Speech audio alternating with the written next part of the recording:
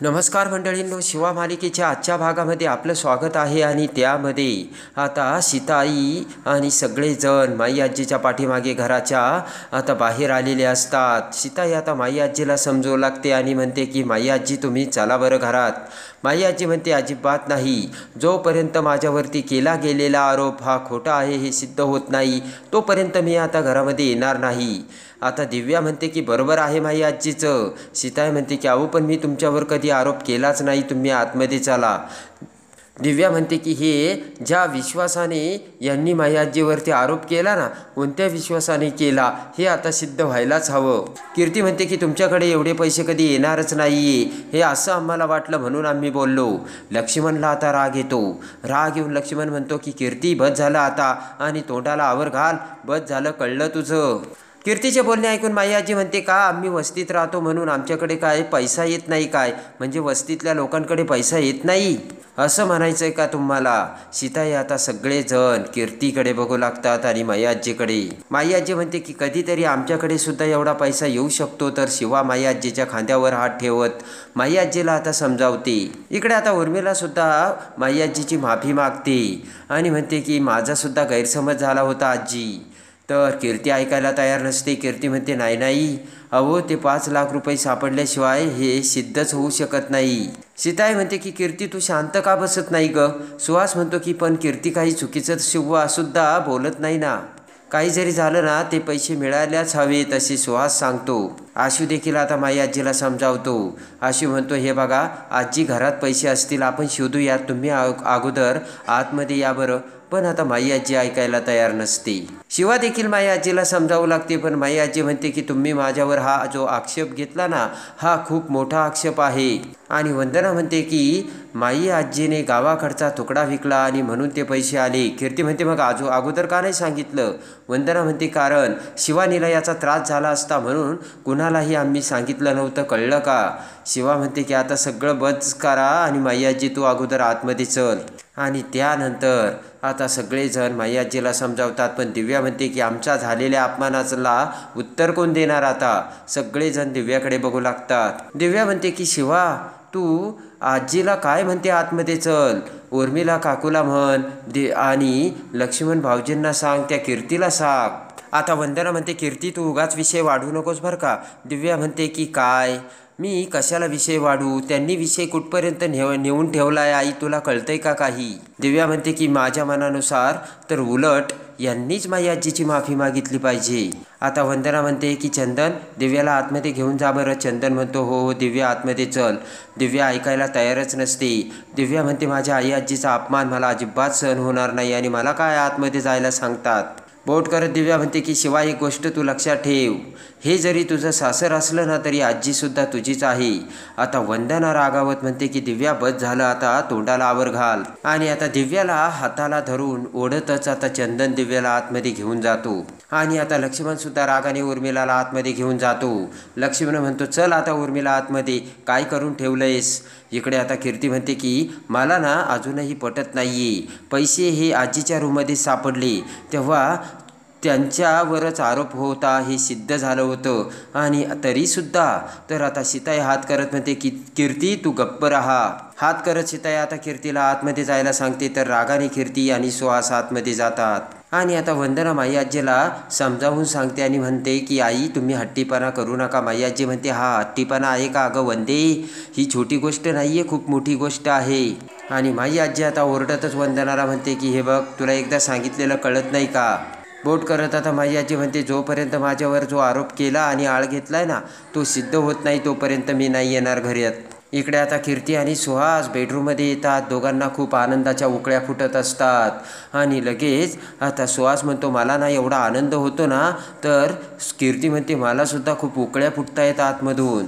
सुहास म्हणतो की पैसे जर सापडले ना सगळं सॉल्व्ह होईल, मग अजून मज्जा येईल. कीर्ती म्हणते हो दे ना मग. कीर्ती म्हणते की पैसे तर सापडणारच आहे, पण जेव्हा पैसे सापडतील ना तेव्हा काकूला काय वाटेल तिनेच चोरून ठेवले ते पैसे. आणि जेव्हा पैसे सापडतील तेव्हा लक्ष्मण काकासुद्धा काकूवरती चिडेल आणि जेव्हा घरातल्यांना समजेल ते सुद्धा आता काकूवर चिडतील. यामध्ये फायदा कुणाचा तर आपलाच आहे असे आता कीर्ती सुहासला सांगते. इकडे आता चंदन दिव्याला आतमध्ये घेऊन येतो आणि म्हणतो, काय ग दिव्या, तू अशी चिडचिड करणार आहेस का?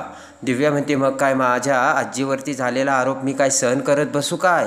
माझ्याच्याने हे अजिबात जमणार नाही बरं का चंदन. दिव्या म्हणते, ती कीर्ती माई आजीला चोर म्हणाली ना, तरीसुद्धा मी त्या कीर्तीची अजिबात बाजू घेत नाहीये. चंदन म्हणतो, हे बघ दिव्या, अगं ते शिवाचं सासर आहे.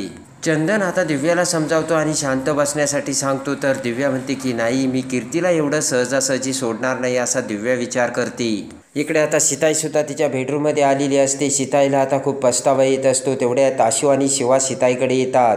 सीताईला आता दोघेही समजावतात. सीताई म्हणते की आपल्या घरात हे काय चालू आहे? तर आता लगेच आशू म्हणतो की हे बघ आई, तू जर असं मनाला लागून घेतलं तर त्याने काही हा त्रास कमी होणार आहे का? सीताई म्हणते की भाऊसुद्धा इथे नाही येत. ते नसताना या घराला सांभाळण्याची माझी जबाबदारी आहे. ते आल्यानंतर त्यांनी जर हे बघितलं तर मी त्यांना काय उत्तर देऊ आशू? त्यानंतर आता शिवाचा हात धरून सीताई म्हणते की शिवा, मला माफ कर ग. किती मोठी गोष्ट घडली ही, पण सगळं काही तू अगदी धीरानं घेतलंस. आणि आता सीताई विनवणी करत शिवाला म्हणते, शिवा तू असं काहीतरी कर की हा गेलेला आनंद आपल्या घरी पुन्हा येईल. सीताई आता रडू लागते. सीताईच्या डोळ्यात पाण्याच्या धारा वाहत असतात. आशू शिवा सीताईला समजावतात. शिवा म्हणते की होईल काहीतरी सीताई, तुम्ही रडू नका. तर आशू देखील म्हणतो की आई तू आता शांत हो. आणि इकडे आता जगन्नाथ हा आता हातगाडीवर चहा पिण्यासाठी आलेला असतो. स्टूलवर बसत मोठे IT जगदीश म्हणतो की एक कटिंग दे रे. तर तो आता चहावाला मालक म्हणतो की चहा संपलाय साहेब, तुम्ही दुसरीकडे जा, कारण मला आता चहासुद्धा बनवता येणार नाहीये. उठून उभा राहा. जगदीश म्हणतो की माझ्याशी वाकड्यात शिरतोय का? आणि हे सगळं शिवासाठी चाललंय ना तुझं? माझ्या काही लक्षात येत नाही का? पण आता पाठीमागून पाना गँग ती सगळी मजा बघत असते. जगदीश म्हणतो, हे बघा ओ बाई, तुमची शिवा आता इथे राहत नाही बरं का. तुमची कैवारी गेली आता तिच्या बांगल्यामध्ये. जगदीश म्हणतो की आता ना या वस्तीमध्ये फक्त मी आणि मीच आहे. चहावाला आता हसू लागतो. जगदीश म्हणतो, हसतोस काय? चहावाला म्हणतो, शिवा जरी आमच्या समोर नसली ना तर आमच्या हृदयात आहे, हृदयात. आणि एक ना एक दिवस ती नक्कीच घर घेणार आहे. त्यावेळेस ना मी तुम्हाला एकदम मस्तपैकी चहा पाजेन, असे आता चहावाला हा जगदीशला सांगतो. आणि जगदीशचा मूडच हाफ झालेला असतो. आणि तेवढ्यात एक दुसरा माणूस येतो आणि तो चहा मागतो. तर तो चहावाला त्याला लगेच चहा देऊ लागतो. जगदीश तो चहाचा ग्लास घेतो आणि खाली सांडून देतो. आणि त्या मालकाकडे बघत म्हणतो की तुला खूप महागात पडेल. रागाने जगदीश तिथून निघून जातो. आणि एवढ्यात आता जगदीश पुढे जात आता भाजीच्या हातगाडीवर येतो आणि म्हणतो की भाजी कशी रे पालखाची? तो आता भाजीवाला म्हणतो की 100 रुपये साहेब. तर जगदीश म्हणतो, तुला अख्ख्या गाडीचा भाव नाही विचारला? तर तो मालक म्हणतो की मी तुम्हाला भेंडीचा भाव नाही सांगितला. तो हातगाडीवाला म्हणतो की अहो तुम्ही कसले गरीब, अहो तुम्ही तर शिवाचं घर विकत घेतलं. तर जगदीश म्हणतो की अच्छा का? जगदीश आता रागाने म्हणतो की तुला ना ही तुझी भाजी विकू देणार नाही मी, एवढं तू लक्षात ठेव. हसतच आता तो भाजीवाला म्हणतो की मग मला तुम्ही मदत करा विकून द्यायला भाजी. इकडे आता लक्ष्मण हा उर्मिलाला घेऊन बेडरूममध्ये येतो आणि दरवाजा बंद करतो. रागाने लक्ष्मण म्हणतो, उर्मिला हा सगळा काय प्रकार आहे? तर उर्मिला म्हणते, मला काय माहिती. लक्ष्मण म्हणतो, हे बघ आपल्या घरी ते पाहुणे म्हणून आलेत, त्यांच्यावरती हा कसला आरोप केलायस तू उर्मिला? लक्ष्मण म्हणतो, उर्मिला तुला कळतंय का, आपले नातेवाईक हे आपल्याला सगळ्यात जवळचे असतात. उर्मिला म्हणते, झाला असेल माझा गैरसमज. लक्ष्मण म्हणतो की मग काय त्यांच्यावर चोरीचा आरोप करणारस का तू? उर्मिला म्हणते, हे बघा मला त्यांच्या खोलीत ना जे दिसलं त्यावरून मी ते म्हणाले. उर्मिला म्हणते, मला ना त्यांच्या खोलीत पैसे सापडले, मग मी काय समजायचं? इकडे आता भर उन्हामध्ये माई आजी ही देसाईंच्या घरासमोर उभीच असते. तेवढ्यात पाठीमागून छत्री घेऊन वंदना तिथे येते आणि म्हणते की माई आजी चला बरं, असं तुम्ही उन्हात उभं राहू नका. माई आजी तर आता ऐकायला तयारच नसते. माई आजी रागाने म्हणते, हे बघ वंदे, मी आता घेतला वसा टाकणार नाही आणि मी ठरवलेलं आहे, तेव्हा काही जरी झालं तरी मी त्या घरात पुन्हा येणार नाही. आणि माई आजी आता हट्टाला पेटलेली असते. वंदना म्हणते की तुम्हाला का कळत नाहीये माई आजी? तर माई आजी ऐकायला तयारच नसते. इकडे आता लक्ष्मणने सांगताच आता उर्मिला म्हणते की हे माझ्या लक्षात का नाही आलं? मला कीर्तीने सगळं काही सांगितलं त्याचप्रमाणे मी केलं. उर्मिला म्हणते की कीर्ती ही सुद्धा तिथेच होती, तिला सुद्धा मला जे वाटलं तेच वाटलं. डोक्याला हात लावत लक्ष्मण म्हणतो की ती कीर्ती ना, अगं ती कसली मूर्ख आहे तुला माहिती आहे ना? उर्मिला म्हणते, माझा सुद्धा गैरसमज होऊ शकतो. उर्मिला म्हणते, सगळेजण मलाच ओरडतायत आणि माझ्यावरच चिडतायत. उर्मिला म्हणते, आणि तुम्ही सुद्धा माझी बाजू घेत नाहीयेत.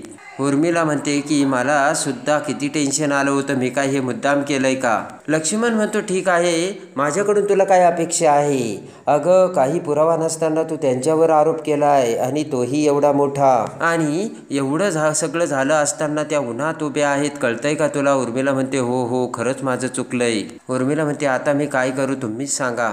आणि लक्ष्मण म्हणतो की उर्मिला तू अगोदर शांत हो बरं, अगोदर आपण ना ते पैसे शोधूयात, मग सगळं काही नीट व्यवस्थित होईल. इकडे आता वंदना अजूनही माई आजीला समजावत असते, पण माई आजी ऐकायला तयारच नसतात. माई आजी म्हणते की मी जर आतमध्ये आली तर त्या लोकांना वाटेल मीच पैसे चोरले. नाही वंदे, मी आतमध्ये येणार नाही, काही तरी जरी झालं ना तरी सुद्धा चालेल. आणि इकडे आता लक्ष्मण उर्मिला दोघेही त्यांच्या बेडरूममध्ये कपाटात इकडे तिकडे पैसे शोधू लागतात. दोघांनाही पैसे मिळत नसतात. तेवढ्यात दरवाजात संपदा तिथे येते आणि म्हणते की बाबा सापडले का हो पैसे? अहो माझ्याही रूममध्ये मी बघितलं तिथेही नाही आहेत. लक्ष्मण म्हणतो इथे सुद्धा नाही आहेत, आम्ही सगळीकडे शोधलं. संपदा म्हणते की मग आता काय करायचं? आणि संपदा म्हणते आई तू लॉकरमध्ये चेक केले का? उर्मिला म्हणते नाही केले, पण मी ना पैसे या ड्रॉवरमध्येच ठेवले होते, मला चांगलं आठवतंय. संपदा म्हणते हे बघ आई, कदाचित तू लॉकरमध्ये ठेवले असतील आणि तुला आठवत नसेल. आणि एवढ्यात आता इकडे वंदना ही माई आजीला समजावू लागते, पण माई आजी ऐकायला तयार नसते आणि लगेच माई आजीला चक्कर येऊ लागते.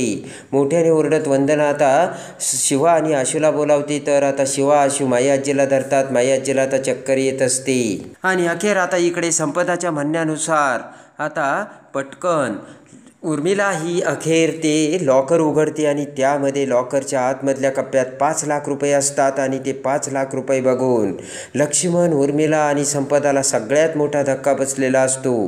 5 नोटांचे बंडल हातात घेऊन लक्ष्मण आता उर्मिलाकडे बघतो आणि सगळं काही आता उर्मिलावरती येऊन धडकलेलं असतं. आणि माई आजीवरती आरोप करणाऱ्या उर्मिलासमोर आता ते 5 लाख रुपये लक्ष्मणने समोर काढून दिलेले असतात. आणि आता उर्मिलाला लक्ष्मण आणि सीताई सगळेजण कसे आता बोलणार आणि त्याचा आता पस्तावा येऊन उर्मिला ही आता कशी माई आजीची माफी मागणार. आणि आता कीर्ती एका दगडात 2 पक्षी मारायला निघालेली असते खरी, पण कीर्तीचे ते भयानक कपट कटकार असतात. शिवा कशी समोर आणणार आणि उर्मिलाला कशी निर्दोष सिद्ध करणार, आणि माई आजीला आता शिवा कशी तिचे नव्याने घर मिळवून देणार, हे सगळं काही बघण्यासाठी आणि शिवा मालिकेच्या डेली अपडेटसाठी बेल नोटिफिकेशनवर क्लिक करून आपल्या चॅनलला लाईक करा, सबस्क्राईब करा.